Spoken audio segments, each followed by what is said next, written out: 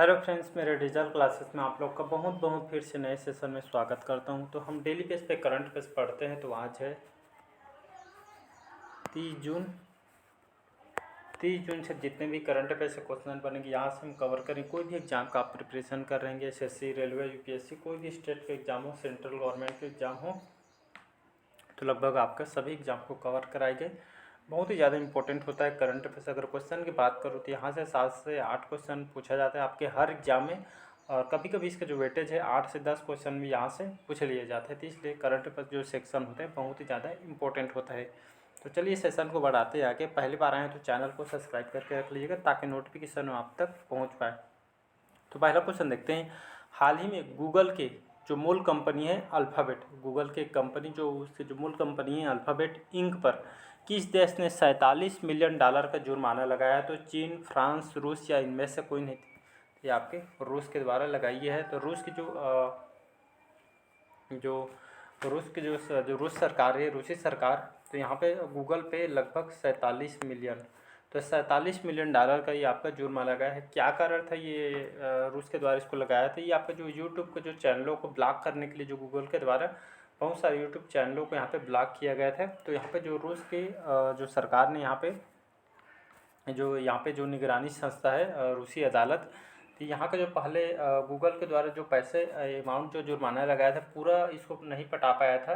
तो इसको फिर से ना टाइम में ना पटाने के कारण यहाँ पे फिर से यहाँ पे जुर्माना लगाया है रूसी अदालत के द्वारा।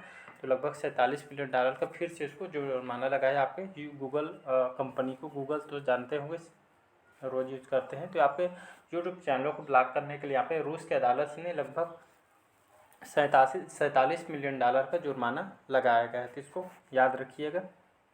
अगला क्वेश्चन देखते हैं।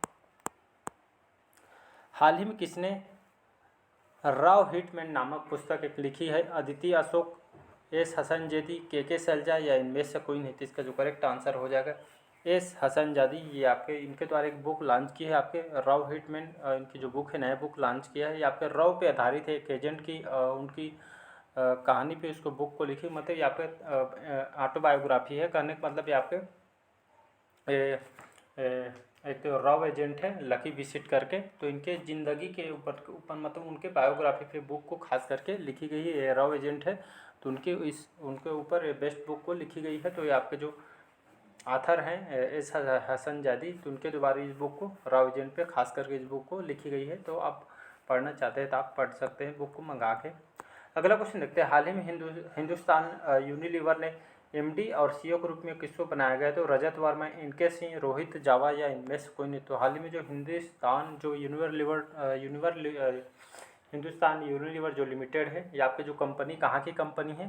तो हमारी भारत की कंपनी नहीं, ये आपकी इंग्लैंड की कंपनी है। तो इंग्लैंड की कंपनी है जो हमारे भारत में बिजनेस करने के लिए यहाँ पे पंजीयन करा है, जिसमें से आपका 67% ये आपके अपने इंग्लैंड में यहाँ के पैसों को अपने लेती है। बाकी जो बचा परसेंट जो है आपका ये आपके भारत को देती है, बिजनेस यहाँ पे करती है भारत में।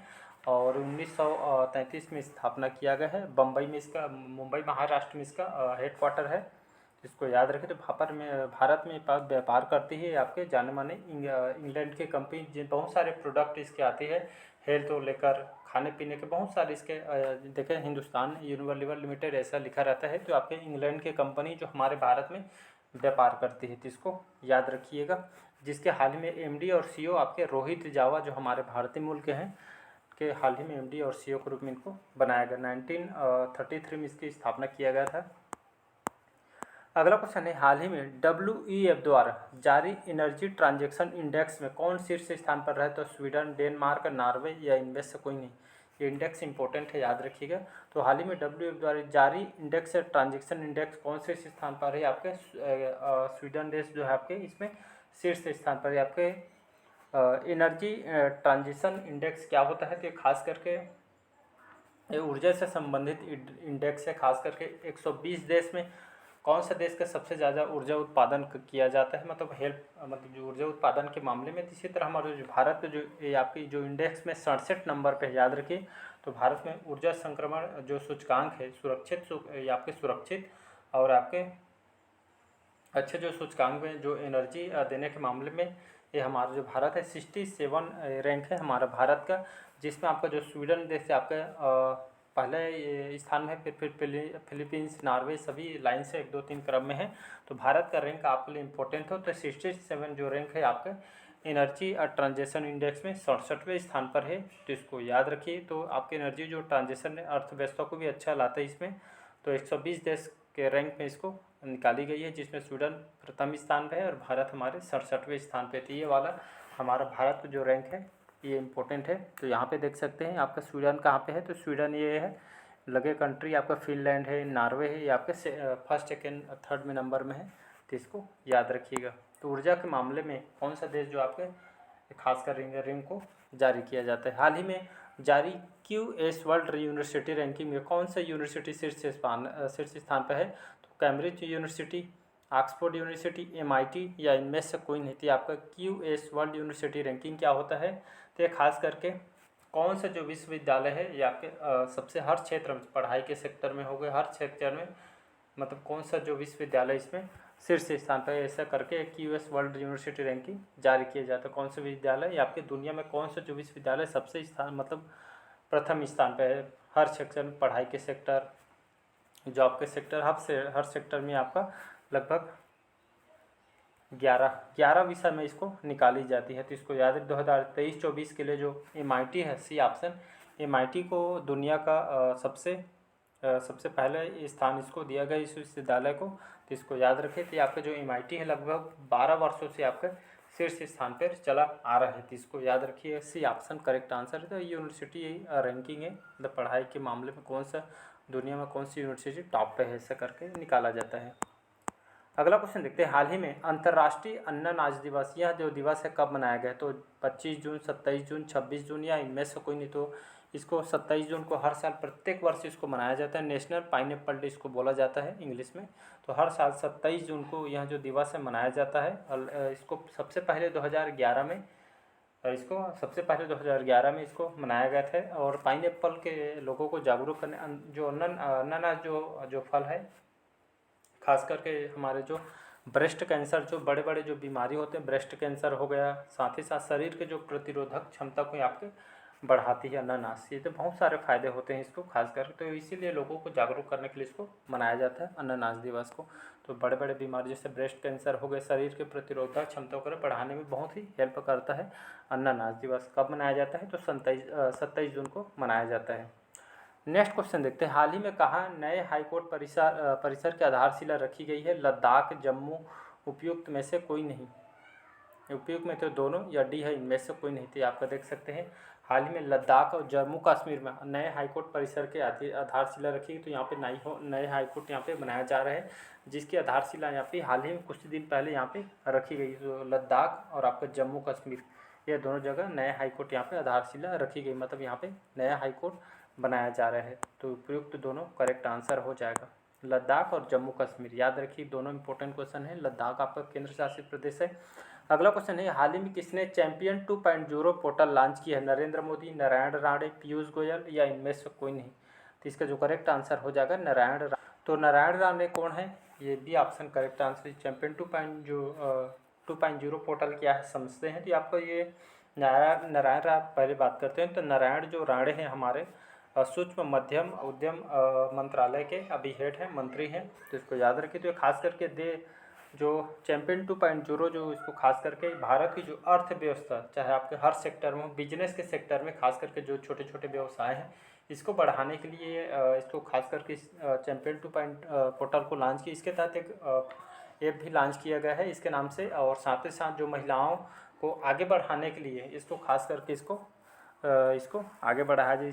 चैंपियन 2.0 को इसको लॉन्च किया गया, मतलब छोटे छोटे जो व्यापारी होते हैं, जो मतलब यहाँ पे कोई परेशानी हो, इसके तहत लोन भी प्रोवाइड किया जाता है। जिन लोग जो बेरोजगार हैं, तो खास करके उनको बढ़ाने के लिए ये खास करके इस पोर्टल को लॉन्च किया गया है, तो इसको याद रखिएगा। और ये आपके खास करके हाल ही में 27 जून को अंतर्राष्ट्रीय MSME दिवस मनाया जाता है, जिसको हिंदी में सूक्ष्म मध्यम उद्यम मंत्रालय द्वारा इसको मनाया जाता है। लगभग 2030 तक इसमें 2030 तक टारगेट रखी गई है कि देश की जो GDP है लगभग 50% GDP को ऊपर लेके जाना है, ऐसा करके टारगेट रखी गई है।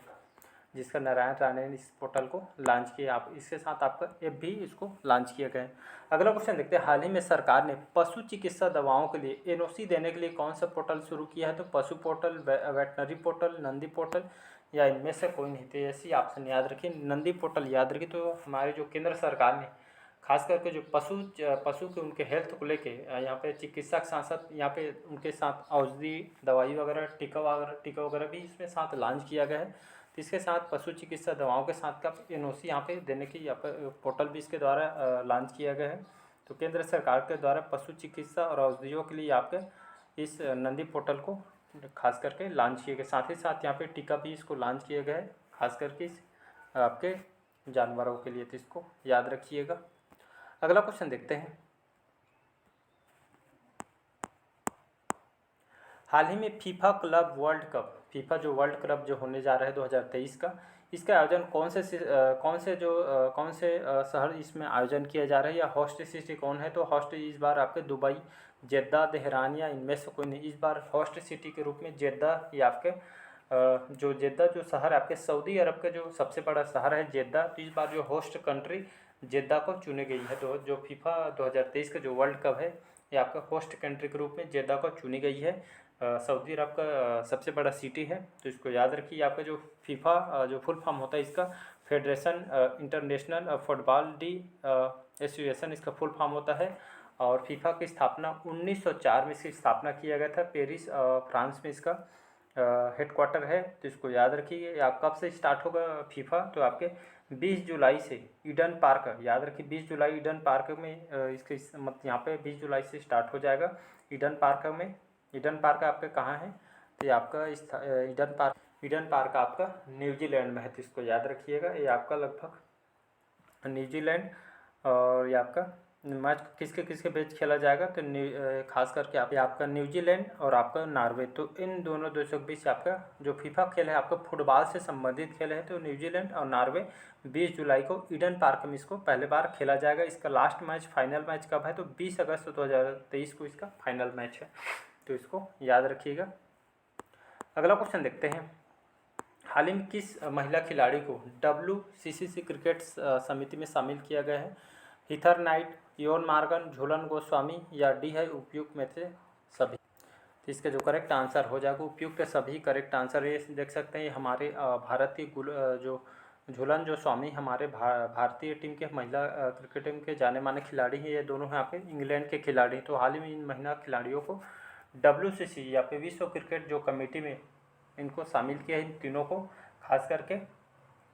तो विश्व क्रिकेट कमेटी के आपके तीनों क्रिकेट प्लेयर को यहाँ पे इनको चुना गया है। तो इसको याद रखिएगा। तीनों को यहाँ पे हाल ही में इन महिला खिलाड़ियों को समिति में इसको शामिल किया गया है। तो इसको याद रखिएगा। अगला क्वेश्चन देखते हैं, हाल ही में किसे साहित्य अकादमी पुरस्कार 2023 मिला है? ये इंपॉर्टेंट क्वेश्चन है, याद रखिए। तो हाल ही में साहित्य अकादमी पुरस्कार 2023 को किसे मिला है? अंजुम मौदगिल, दामोदर मौजो, प्रिया एस दास या इनमें से कोई नहीं थी। इसका सी ऑप्शन करेक्ट आंसर हो जाएगा प्रिया एस दास। याद रखिए हमारे भारतीय हैं। इनको हाल ही में बाल साहित्य पुरस्कार 2023 से इनको सम्मानित किया है। इनके जो बाल साहित्य 2023 के लिए इनको चुना गया है प्रिया एस जी को। इनके जो उपन्यास है पेरू माझा यथे और कुंजी थालुकुल ऐसा करके है। आपके खास करके आपका मलयालम भाषा है। तो पेरू माझा यथे और कुंजी थालकुल ऐसा करके है। तो ये खास करके मलयालम भाषा में इसको लिखी गई है। तो मलयालम भाषा में इसको बाल साहित्य पुरस्कार 2023 से इनको चुनी गई है। तो इसको याद रखिए। देख सकते हैं प्रिया एस इनको हाल ही में केंद्रीय साहित्य अकादमी द्वारा इस पुरस्कार इनको बाल साहित्य पुरस्कार के लिए मलयालम भाषा में इनको दिया जाएगा इनको। अगला क्वेश्चन देखते हैं, हाल ही भारत कहाँ 2 दिवसीय स्टार्टअप 20 शिखर सम्मेलन की मेजबानी कर रहे थे? तो आपके हरियाणा के गुरुग्राम में हो रही है। आपके स्टार्टअप ये खास करके बिजनेस सेक्टर के बारे में लोगों को बताया जाएगा। इसी माध्यम से इस जो गुरुग्राम हरियाणा में ये 2 दिवसीय कार्यक्रम है। इसके तहत लोगों को इस शिखर सम्मेलन की मेजबानी कर रहे हैं। G20 इस बार हमारे भारत को अध्यक्षता दी गई। इसके तहत जो है इसमें लोगों को बिजनेस सेक्टर में छोटे छोटे स्टार्टअप इसमें बताया जाएगा, कैसे आपको स्टार्टअप स्टार्ट करने से माध्यम से इसको बताया। अगला क्वेश्चन देखते हैं, हाल ही में कौन सा बैंक क्रेडिट कार्ड आधारित यूपीआई भुगतान की अनुमति देने वाला पहला पीएसबी बना है? तो एसबीआई, पीएनबी, कैनरा बैंक या इनमें से कोई नहीं? इसका जो करेक्ट आंसर हो जाएगा कैनरा बैंक। हाल ही में कैनरा बैंक ने क्रेडिट कार्ड पे आधारित यहाँ पे भुगतान की अनुमति देने वाला पहला बैंक बना है। याद रखिए, क्रेडिट कार्ड में आप यहाँ पे जो ऑनलाइन भुगतान भी यहाँ पे कर पाएंगे। ये सेवा आपके खास करके कैनरा बैंक के द्वारा इसको स्टार्ट किया है। कैनरा बैंक की बात करूँ तो 1906 में इसकी स्थापना किया गया है। बेंगलोर में इसका हेडक्वार्टर है, भारत में आता है बेंगलोर, सिलिकॉन सिटी के नाम से जाना जाता है। और इसके जो कैनरा बैंक के एमडी और अभी वर्तमान में सीईओ कौन है? तो सत्यनारायण राजू इसके वर्तमान में एमडी और सीईओ हैं। तो इसको याद रखिए। तो हाल ही में जो क्रेडिट कार्ड पे जो भुगतान का अनुमति देने वाला पहला बैंक कैनरा बैंक बना है। मतलब आप क्रेडिट कार्ड के हिसाब से ऑनलाइन शॉपिंग भी कर पाएंगे आप।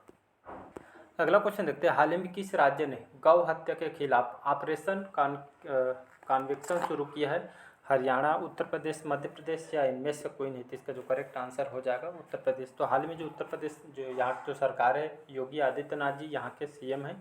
तो हाल ही में यहाँ पे डेयरी विभाग में किसानों को आय बढ़ाने के लिए यहाँ पे गायों को यहाँ पे 40,000 अनुदान भी दिया जाएगा सरकार के तौर इस ये योजना भी लाई गई है। इसी तहत हाल ही में जो गौ हत्या के खिलाफ ऑपरेशन कॉन्विक्शन शुरू भी किया है। मतलब लोगों द्वारा जैसे गौ हत्या जैसे किया जाता है या उनके ऊपर प्रताड़ित करते हैं तो खास करके उनके ऊपर यूपी सरकार के द्वारा एक्शन लिया जाएगा।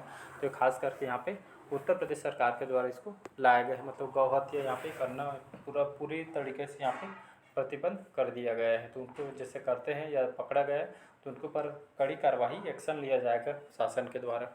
तो उत्तर प्रदेश की बात करूँ, यहाँ की राजधानी है लखनऊ। योगी आदित्यनाथ यहाँ के सीएम हैं और आनंदीबेन पटेल यहाँ के गवर्नर है। तो इसको याद रखिएगा। तो चलिए आज के सेशन यहीं तक रखते हैं, लास्ट क्वेश्चन था। तो चलिए मिलते हैं अगले करंट अफेयर्स में। तो आज के सेशन कैसा लगा कमेंट करके ज़रूर बताइएगा। पहले बार आए हैं तो चैनल को सब्सक्राइब करके रख लीजिएगा ताकि नोटिफिकेशन आप तक पहुँच पाए। Thank you.